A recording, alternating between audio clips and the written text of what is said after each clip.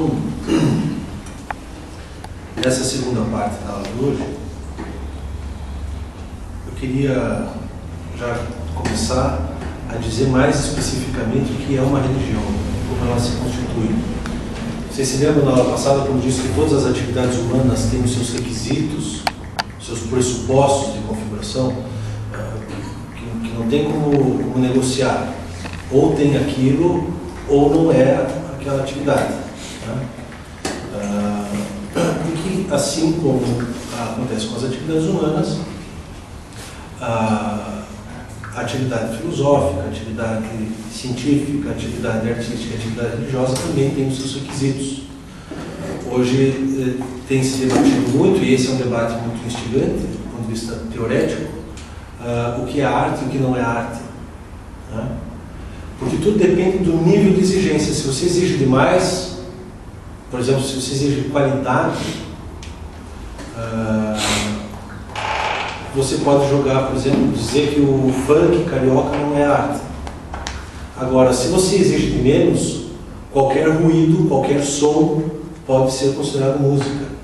Então, o interessante desse debate é encontrar a justa medida da exigência desses requisitos para que algo seja arte, para que algo seja religião, para que algo seja filosofia e assim por diante. Né? É o nível de exigência. Existem aqueles que exigem demais, existem aqueles que exigem de menos. Exemplos de pessoas que exigem demais são aqueles que exigem que o seu gosto subjetivo pessoal esteja satisfeito. Claro que eles não assumem isso, para que determinada coisa seja considerada arte ou seja considerada religião. Né? Então, existem muitos juízos supostamente teóricos de que, por exemplo, Umbanda, Candomblé e outras religiões desse perfil não são religiões porque, para ser religião, eu tenho que gostar. E eu acho as religiões meio impressionantes demais, algumas coisas são meio feias, então não é religião. Claro que essa é uma exigência excessiva, né? Uma exigência desmedida, porque é claro que uma atividade para ser religiosa não é necessário que ela agrade o fulano de tal. Né?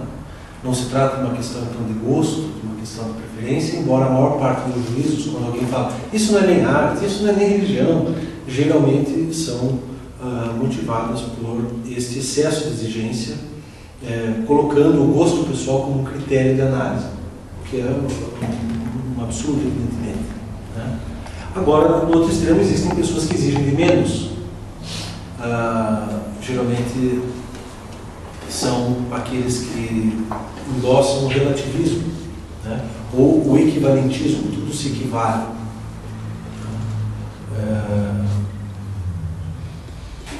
Bach, Beethoven fizeram arte, mas sei lá, o Nego do Borel, nem se repetiu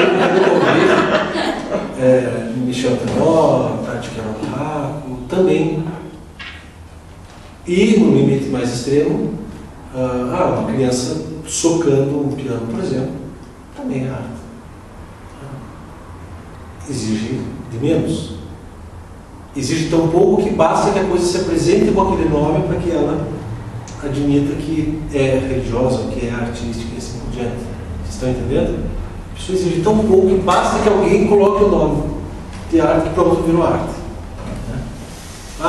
Coloca o nome de religião, é religião. Claro que esses dois extremos estão errados.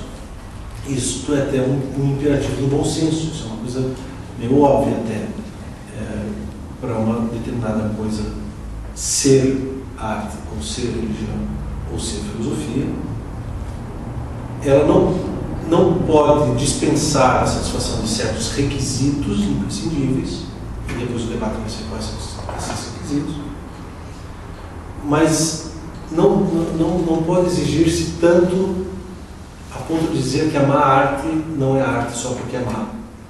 Má no sentido, não é a melhor de todas.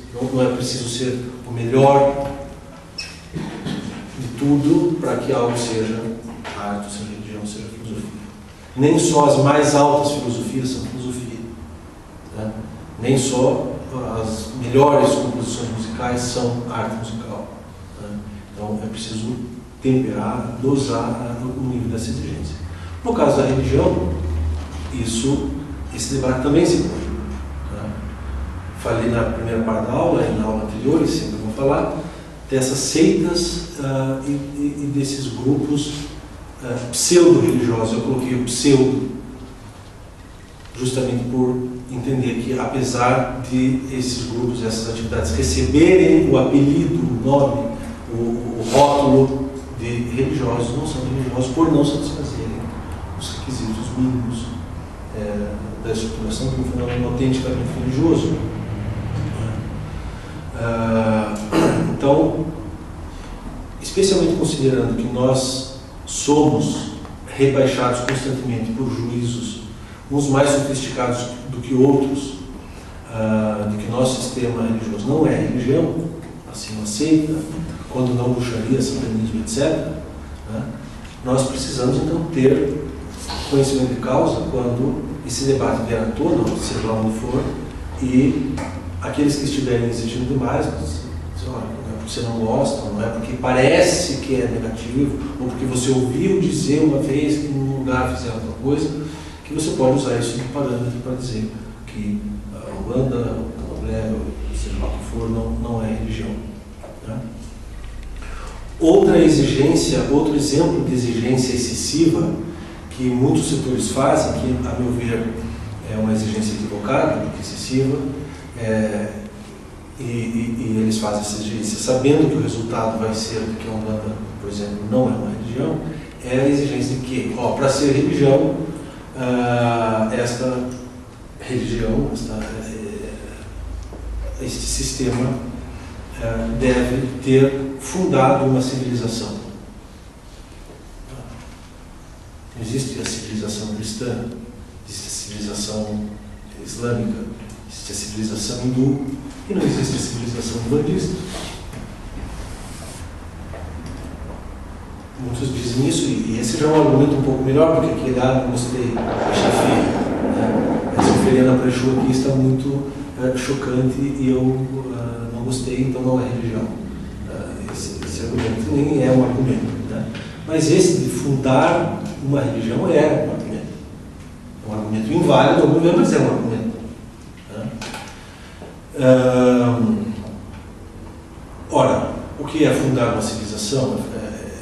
Influenciar decisivamente um determinado grupo social, de modo a que as instituições sociais, o poder, os costumes, os poderes do Estado, sejam formatados de acordo com os conceitos e com os valores daquela religião. Ora, a finalidade da religião, como defini na primeira parte, como defini na aula passada, é qual? Estabelecer uma relação do homem com o transcendente, com o divino, certo? Esta é a finalidade. Se faz isso, e mesmo que não funde uma civilização, é religião. Não nos parece assim? Se a finalidade é essa, e um determinado sistema, mesmo que não influenciando o sistema social, jurídico, político, geográfico de um determinado grupo humano, alcança essa finalidade, é religião. Então, estou agora demonstrando que a exigência de fundar uma civilização é uma exigência excessiva. Alguém pode até dizer que a religião que, além de satisfazer a finalidade última da religião, satisfizer também uma finalidade meio intermediária, meio acessória, meio secundária, de influenciar sistemas sociais humanos, que isso seria melhor do que aquela que só atinge a finalidade última. Bom, aí é um outro debate, né? Se é melhor, se é conveniente ou não que as religiões interfiram radicalmente aí no processo social, de costumes, instituições, etc. E existem bons argumentos de ambos os lados. Né? Existem argumentos no sentido de que é melhor que o Estado não se meta nas coisas do Estado, o princípio da laicidade do Estado, que é um princípio moderno. Né? Existem aqueles que dizem que as sociedades tradicionais, fortemente amparadas numa dada religião, são sociedades mais equilibradas do que as sociedades entregues à mera democracia, ao mero debate laico de deputados, senadores, etc. e assim por diante. Mas esse é um debate que não nos interessa agora, né? Eu quis simplesmente demonstrar que geralmente quando alguém vier para vocês dizendo que essa ou aquela religião não é religião, vocês devem tomar essa cautela preliminar de ver se o nível de exigência está razoável ou está excessivo, né? Ou, dependendo do interlocutor, se está muito baixo, nível muito baixo. Por exemplo, eu fiz direito, eu vi um debate lá, por exemplo, templos religiosos têm imunidade tributária constitucional. A Constituição estabelece imunidade tributária. O templo não paga imposto nenhum, nada. E havia um debate na cadeira lá de direito constitucional se os templos satânicos mereciam a imunidade tributária ou não. Porque se o Estado é laico, quem é o Estado para dizer que o templo satânico não é uma religião? Então vocês veem que aí há um problema de filosofia da religião, sério, e mais sério ainda, quer dizer, do ponto de vista da filosofia da religião não é tão sério assim, é um problema fácil de resolver, satanismo não é religião de jeito nenhum. Mas, do ponto de vista jurídico, é um problema algo espinhoso, né? Não estou atualizado em relação a esse debate, não sei dar a resposta, vou deixar vocês na curiosidade, mas para mostrar para vocês que esse é um debate que tem implicações bastante concretas, né? Mas, de todo modo, vamos então nos concentrar aqui para dar subsídios para vocês entenderem o que é uma religião. Assim, sempre que você define alguma coisa, sempre que você quer explicar alguma coisa, você descreve as características principais daquele ente. Então, para você explicar para alguém o que é um ser humano, você vai tentar, de todas as características de um determinado homem, você vai retirar apenas aquelas que são essenciais. E isso nem sempre é fácil. Por exemplo, vocês acham que para ser homem é preciso ter pouco cabelo? Não, essa é uma exigência excessiva. Mas o Júnior está aqui. É preciso, por outro lado, ter muito cabelo? Também não. Se fosse assim, só as mulheres seriam sensatas. O que eu estou falando é muito óbvio, né? muito assim, claro. Né? Nós vamos fazer, então, exatamente esse processo, não só hoje, talvez não dê tempo, mas nas próximas aulas também, esse exercício de ver quais são as notas essenciais da religião. Tá? Por exemplo, vocês acham que precisa ter atabaque para que um sistema religioso seja religioso? Não. Tá? Esse exemplo, né? Esses exemplos são muito fáceis de imaginar aqui aos montes. Mas, então, para nós sondarmos quais são essas notas fundamentais da religião, vamos retomar então um critério que parece seguro, que é assim: o que todas as religiões afirmam consensualmente? Todas as religiões afirmam a existência de uma dimensão supraterrestre, certo? Todas, senão não é religião. Todas elas dizem que o homem, na sua essência mais radical, participa dessa dimensão extraterrestre, certo? Sim. Certo. Todas elas afirmam que, ao se manifestar na natureza física, material, essa participação do homem mesmo nessa dimensão divina, transcendente, etc., foi de algum modo rompida. Se não realmente rompida, ao menos consciencialmente rompida. O que isso quer dizer? Pelo menos o homem perdeu a consciência de participar desse nível de realidade. Todas elas dizem isso.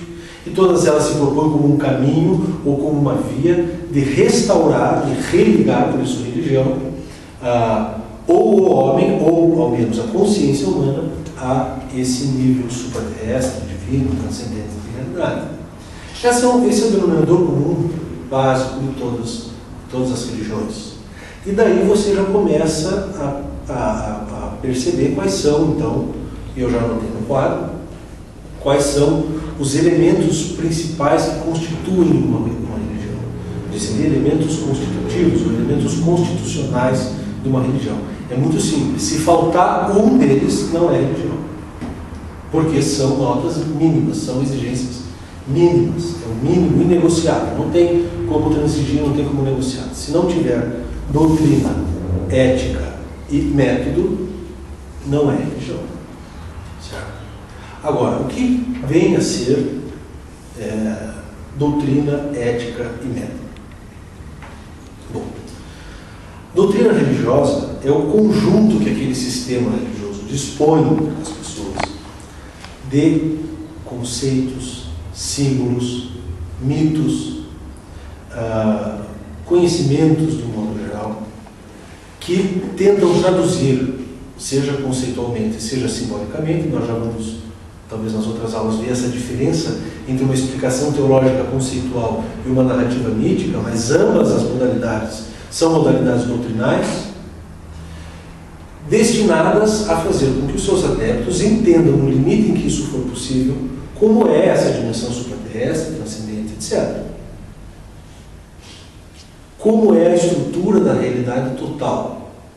Qual é a finalidade última da existência? Nós vimos no começo da aula que o homem não se satisfaz com respostas parciais. O que é necessário para o bebê? Leite, cobertor e colo. Mas o homem, com o passar do tempo, ele não quer saber quais são as necessidades daquele momento considerado da sua existência terrestre. Ele quer saber o sentido último, final, derradeiro da existência como um todo. E isso é desafio para a doutrina. A doutrina vai explicar como for possível, nos limites em que for possível e da melhor forma possível, seja através de explicações abstratas, que são teológicas, seja através de símbolos, que é a mitologia, que tem todas as religiões também, tentar dar alguma noção para o homem de como é este modo espiritual ou transcendente ou sobrenatural de realidade. Entenderam? Esse é o plano da doutrina. Ele está visivelmente associado ao organismo mental, naquela nossa divisão tríplice do mundo natural, né? Esse sistema, esse fator doutrinal das religiões visa alimentar a mente humana voltada para o transcendente, né?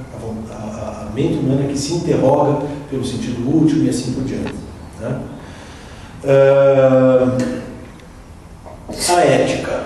A ética, toda religião também tem um conjunto de valores, tem uma meta de realização ética para o homem. Não existe nenhuma religião que diz tudo bem você ser um assassino, tudo bem você ser maligno. Todas elas rechaçam o mal, né? Aquilo que é nocivo, aquilo que afasta o homem de uma reconexão com o divino. Todas elas rechaçam. Todas elas têm tanto exposições conceituais de que o mal não vale a pena, quanto também, presta atenção,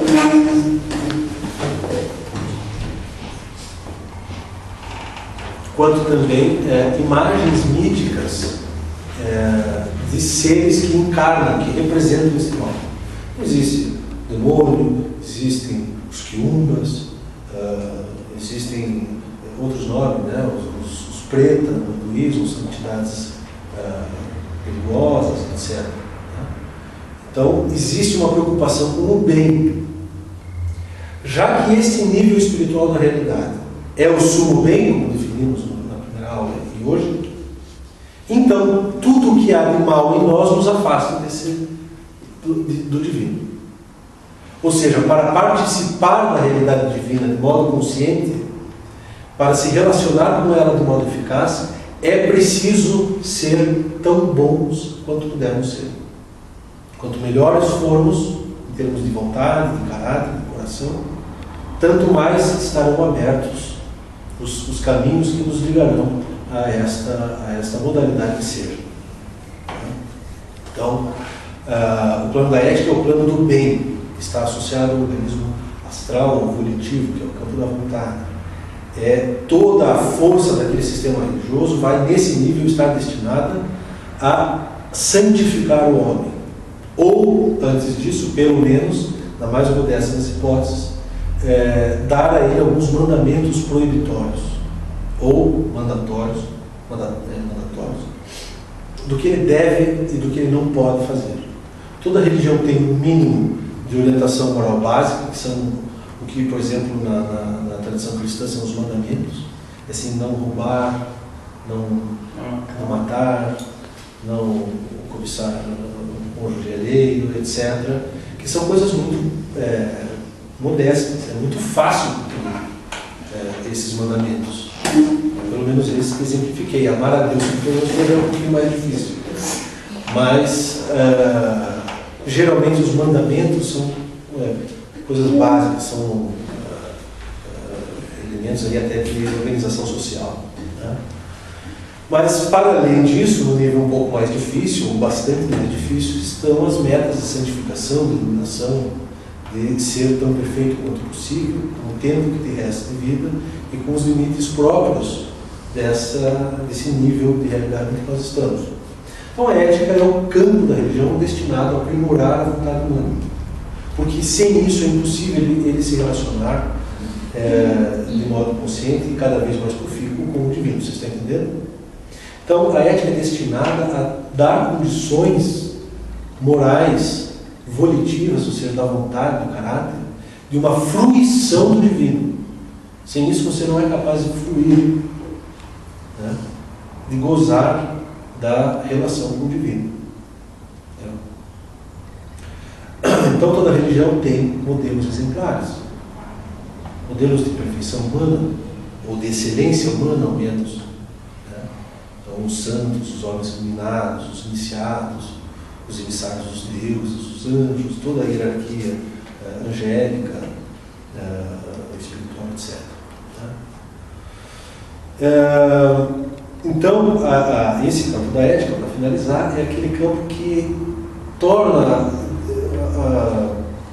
dá a consciência ao homem de que ele tem um ônus de similitude. O que significa isso?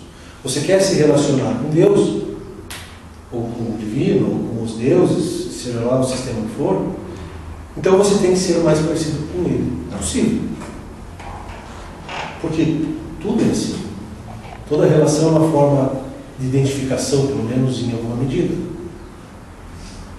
Toda relação nos transforma. Então, a ética, junto com a doutrina, depois vem a doutrina e explica isso. Diz assim, se você não seguir esses valores, e se você não imitar esses homens que vieram antes e mostraram que isso é possível, você estará muito fortemente, muito drasticamente separado de uma fruição consciente do divino. Vocês vejam a importância da ética. E, no terceiro nível, mais associado aí às operações gestuais, até físicas, né? Quando sensível, através da arte sacra, dos gestos rituais, etc., existem os métodos, que são séries de comportamentos, gestos e atividades realmente físicas, embora não só físicas, que viabilizem, que construam esse canal de relacionamento com o divino. O rito é a concretização da doutrina e da ética para que eles sejam vivenciados em ato, né? Para que eles sejam vivenciados naquele momento, de forma didática, de forma clara, de forma ilustrativa. Né? Então, na doutrina você tem um símbolo, no rito você tem aquele símbolo, de forma interativa com o seu psiquismo, com a sua mente, com a sua sensibilidade estética, moral, etc. Então, o rito é a operabilidade da religião. Então, vejam quão distante isso está de você simplesmente valer-se de mecanismos mediúnicos, isso quando são reais, e não por um charlatanismo, ou por invenção, para atender necessidades desse mundo terrestre. Ou seja, o rito está voltado para baixo. A técnica, o método religioso, nesse caso, está fazendo com que o espiritual esteja em função do terrestre. Quando, na verdade, o vetor da autêntica religião é exatamente invertido. Mesmo que, relacionando-se com o divino, você possa ter benefícios de ordem material, emocional, etc. Tem, de forma acidental, de forma secundária. Assim, o que vier nesse aspecto é lucro. É essa consciência que religiões muito novas e muito influenciadas pela mentalidade profana, né, padecem. É um problema que todas elas padecem, a Umbanda padece também. Né? Então, os ritos, sejam lá como eles forem, se só simbólicos ou se mediúnicos, se com mediunidade e magia ou se sem, ambas as coisas são possíveis, mas mesmo quando técnicas naturais, sejam físicas ou astroetéricas, são utilizadas, isso tem que estar empregado como suporte para você se elevar algo acima do natural, porque senão não é religião. Um grupo humano pode ter atividades religiosas num momento e não religiosas num outro momento. Então é plenamente possível uma comunidade terreira, por exemplo, num determinado momento ter um rito autenticamente religioso e em outros momentos terem atividades puramente orientadas a finalidades terrestres. Nesse caso, só coincidiu de ser a mesma comunidade, mas nesse momento não se trata de religião, a não ser que a mediunidade e a magia sejam eles mesmos tidos como suportes simbólicos para o superior. Estou falando rápido porque nós temos o nosso horário escutando.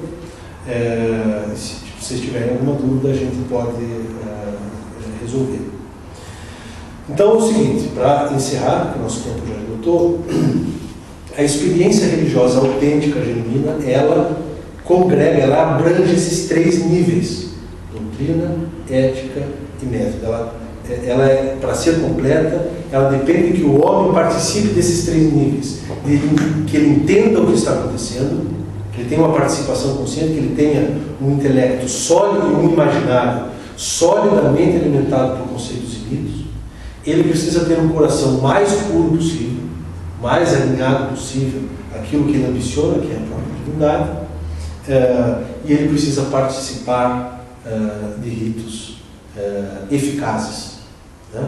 Então, se a doutrina é o campo que entrega a verdade, se a ética é o campo que entrega bem, o rito é o que entrega poder ou eficácia. Eficácia é o poder de realização. Uma doutrina é mais ou menos verdadeira. Esse é o critério certo para você comparar doutrinas. Uma ética é mais boa ou menos boa. Ela incita mais ou bem ou menos. E como que você analisa e compara isso? Ele é mais ou menos eficaz. Certo? Então por isso que eu coloquei ali verdade, bem e eficácia. Esse é um raio-x do esqueleto de toda e qualquer religião que mereça, de toda e qualquer atividade que mereça o nome de religião. Certo? Doutrina, ética e método. Alguma dúvida? Foi muito rápido? Eu tive que correr um pouco pelo adiantado da hora, mas na próxima aula a gente vai cobrar isso aí. E nessas segundas partes nós sempre falaremos algo mais específico, né, como eu falei, mas ainda que um pouco mais geral, essa parte que eu falei agora, ela é importante para a gente cercar, quando a gente for tratar do nosso sistema mais especificamente, a gente se guiar por isso. O que é doutrina umbandista, o que é ética umbandista, o que é ritualística, como que isso acontece. Então isso é um mapa para análise das religiões. Certo? Então, até a próxima oportunidade, o próximo encontro. Muito obrigado e até lá.